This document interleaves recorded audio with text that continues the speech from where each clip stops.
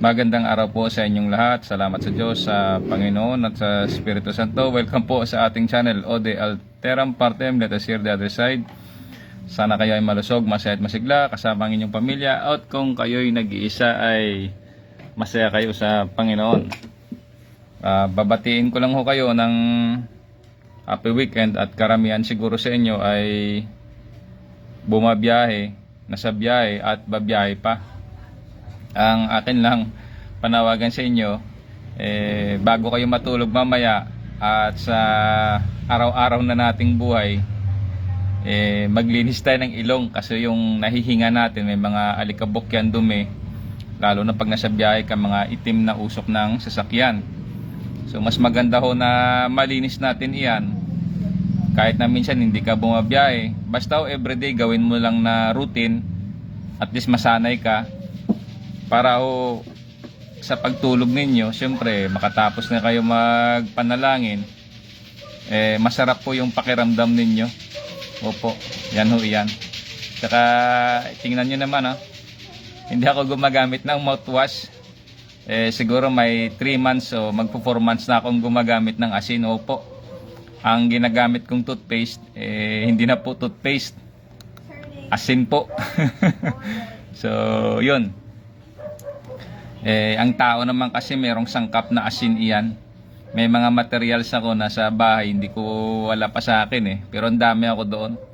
Meron ako doong isang material at meron akong article doon na nabasa na nandun yung sangkap ng buong pagkatao natin. Halimbawa yung atomic structure, down to the cellular level, nandun atomic structure, cellular lang, or parts ng.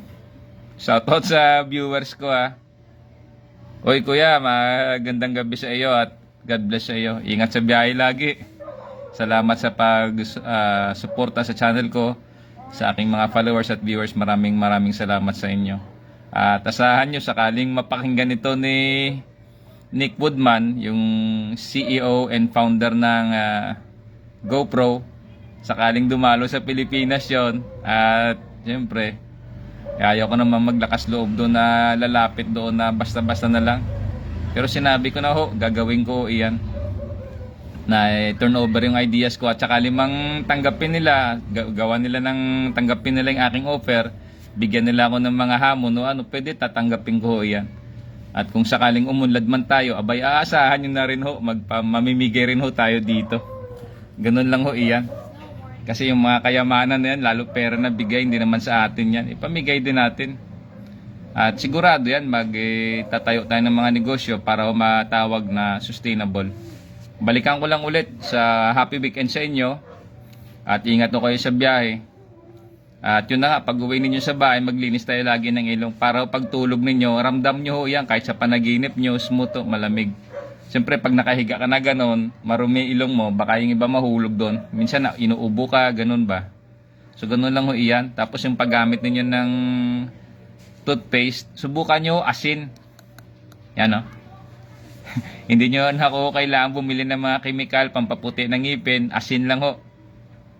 Tsaka kaninang umaga, dahil siyempre kahit na anong toothbrush ko, meron siyempre may tinatawagin ng mga bad breath ba?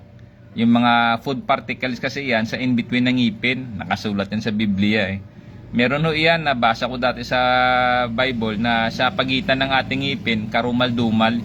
Yun yung tinatawag yun ang tinatawag na mga plaque or food na mga yung particles na naiwan in between the teeth. So mag-floss din ho kayo. Ang ginawa ko naman pala kanina sa pag-floss, yung tabo nilagyan ko ng asin. Opo, maraming asin, isang dakot na asin. Tapos ginargel ko yon. Tapos kugargel, siyempre buga mo yon. Naglagay ako ng kaunting asin sa bibig ko, yung minimal lang. Tapos nag-floss ako niyan. Nag-floss ako. Kaya maganda. Tingnan nyo, hindi ko pampaputi. Hindi ko pampaputi. Hindi na kailangan bumili ng mga pampaputi ng ngipin.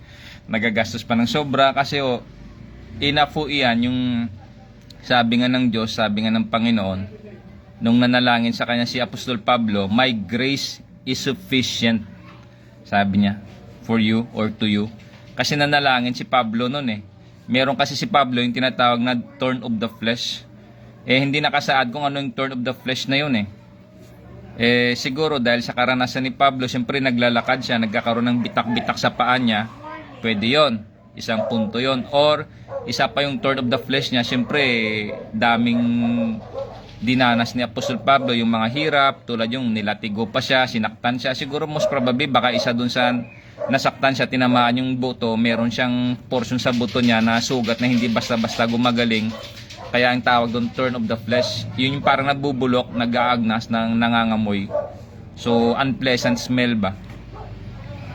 At nga pala, kung meron pala kayong tawag nito, yung alipunga, yung pinakagamot pala sa alipunga ninyo, yung gamitin nyo ho yung suka. Opo, yung suka, wag ho kayo bumili ng ibang brand, yung kahit na ho native na suka. Opo, yan ho yung gamitin ninyo. Pero syempre, yung suka, make sure kayo na malinis din, hindi siya kontaminado.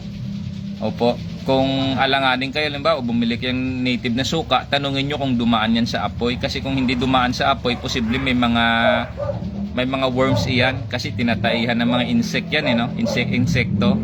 Ay ang gawin nyo, pakuluan nyo, tapos pag lumamig na, yun na siya, pwede nyo na siyang gamitin pang hugas sa paa.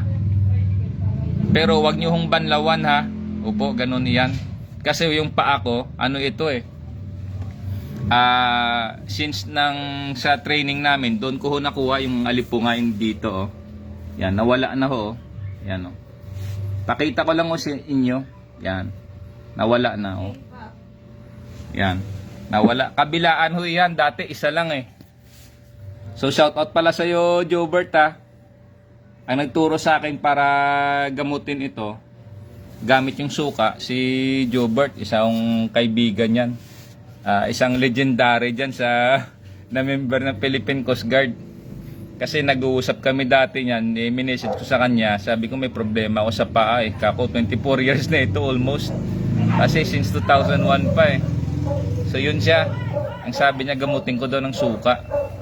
Tiniis ko talaga, medyo may kahapdian man minsan. Dami na akong binili kung ano ng mga gamot, pati yung sa shampoo, yung sa ulo, dami na ako. Pati yung mga cream, ang dami kong nagastos dyan, laki ho. Pati yung mga Chinese na mga ointment, nasubukan ko na ho yan. Gumagaling pero bumabalik. Ang ginawa, sabi niya, suka, ayun na. Suka ho, baka meron kayong sakit na alipunga. Halimbawa, yung paa nyo masyadong mabaw, kasi minsan basa yung paa ninyo, susuot na kayo ng medyas. Gamitan nyo lang ho ng suka. Pero syempre, make sure kayo, halimbawa, may pupuntahan kayong, halimbawa, maraming tao o okasyon. Syempre, pag nilagyan mo ng suka, make sure ka rin na banlawan mo siya. Opo, ganon. Kasi yung suka, mangangamoy, may ano talaga siya, may scent. Opo, lalo pag sa aircon ka, syempre, sisingaw sa paa mo yun, maaamoy nila yun. Meron kasi mga suka talaga na matatapang talaga. Tulad yung sa akin, yung sa paa ko, yung ginamit ko rito na suka is cane. Opo, cane vinegar. Yan po, cane vinegar. Kaya salamat sa iyo, Jobert. Salamat sa Diyos. Biyaya ka rin talaga. Isa ka pang kaibigan. So, yun lang ho. So, ang gagamitin natin, halimbawa, sa pagtoothbrush, asin. Pag uwi sa bahay, linisin yung ilong, gamitan ng tubig. Opo, ganon. Tapos yung sa paa, suka. Tapos pag masakit yung inyong tiyan, bibilit pa kayo ng gamot, ay wag na ho, sayang. Hanap na lang ho kayo dahon ng bayabas.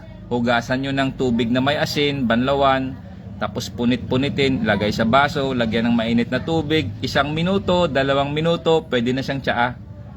Kasi kung yung ginagawa ng iba, nagpapakulo pa, di sayang yung gas. Opo, sayang yung gas. Ang gawin nyo, pag meron kang mainit na tubig, madalian, mabilisan, hugasan mo yung, again, dahon ng bayabas, sa tubig na may asin, banlawan, tsaka punit-punitin, lagay mo sa baso, mainit na tubig, 1 minuto, 2 minuto, yun na. Yan na ho, libre na ho yan. Tapos pagka meron pala kayong plano na maghanap ng dahon ng bayabas, syempre, kukuha kayo ng talbos, yung pinakadulo. Kuha ho kayo ng talbos ng bayabas sa mga bandang ibabaw. Bakit po? Kasi minsan, yung mga usual ba sa atin, lalo sa ating mga Pilipino, mahilig tayo dumura eh. Siyempre, yung height level ba ninyo, siyempre usual dudura ka, gaganon dudura, di ba? Siyempre kunin mo sa pinakamataas, wala namang taong dudura dun sa taas. Kasi usual yan, yung shoulder level, tapos pababa. Siyempre wag mo kunin yung talbos sa ibaba. Kahit na anong herbal po na dahon, o magugulay kayo ng mga talbos ng kamote, kunin nyo sa mga malalayo, yung hindi malapit sa tabing kalsada. Basta malayo-layo. Alam nyo na ho yan. Minsan may dura ng tao, may ihi ng hayop, ganun ba? So, at least baka sabihin nila mitikuloso tayo, ay hindi naman para naman sa inyong kapakanan iyan. At again, ano pa pala, yung sa asin pala, nagpahinga na kasi aking lola, si Lola Kunsing. Doon ko nakita sa kanya na nagtututbrush siya noon, gamit niya ho yung asin, wala siyang toothpaste, asin. Kaya nung nagpahinga na siya, ang dami pa niyang ngipin Opo, ang titibay pa ng ngipin ng lola ko. Kaya doon, naalala ko. Opo, ganun, naalala ko yun kasi nakita ko dati nung doon sa may Panay Railway. Yun, doon ko nakita yun nung high school ako, basta high school ako noon, tumatambay ako doon sa bahay niya. Tapos ano pa ba? Tapos halimbawa, pag meron kayong mga paso ng tubig, paso ng tambutso ng motor o ano pa, tumabi-tabi ho kayo, maghanap ho kayo ng secluded area na kayo lang, tapos jumingil ho kayo. Yung pinakagitna at huling jingle mo, sahurin mo ng kamay mo, tapalan mo yung paso.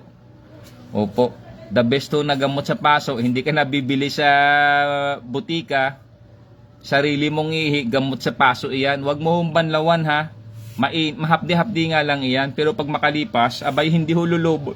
Yung paso, hindi ho siya lulubo. So yung nagturo naman sa akin yan, yung aking magiting na tatay, si Jesus Sukgang Senior. Siya po yung nagturo sa akin yan na ang the best na gamot sa mga paso is yung ihi. So again, yun lang po. Salamat sa Diyos, sa Panginoon at sa Espiritu Santo. Again, sana kayo ay malusog at masaya at masigla, kasama ang inyong pamilya, at kung kayo nag-iisa ay masaya kayo sa Panginoon. Shoutout sa aking mga magulang sa Iloilo City, si Jesus at Daisy Sukgang, si Sheila at Jan, sa aking mga relatives, pamangkin, at sa inyo, sa mga kasama ko dyan sa Philippine Coast Guard at mga kaibigan. So, yun lang ho. Yun lang muna. Next time na lang yung mga politics or ano pa. So again, maraming salamat sa Diyos, sa Panginoon at sa Espiritu Santo. Amen.